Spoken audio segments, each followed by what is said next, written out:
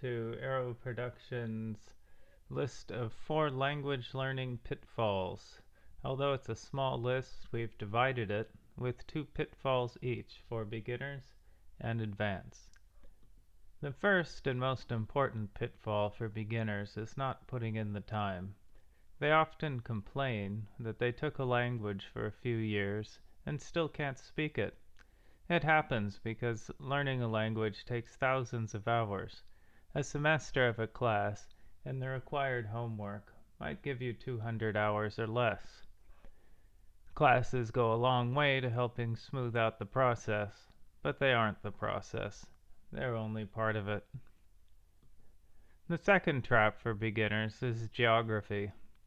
They often postpone contact with a language in favor of moving somewhere or going there on an immersion.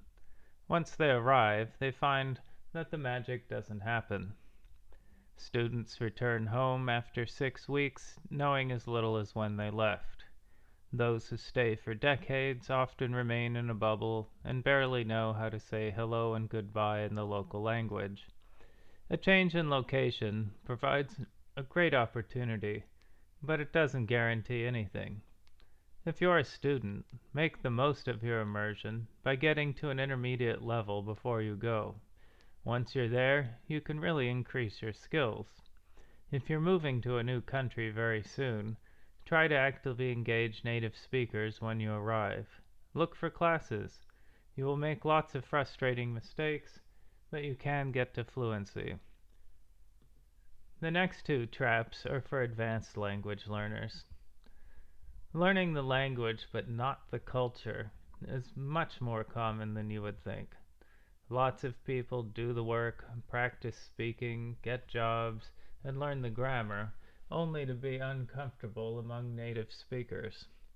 Those who know the language but not the culture are most often found in academia and the business world, where they do well in their areas of expertise. Out on the street, they sound robotic and disconnected.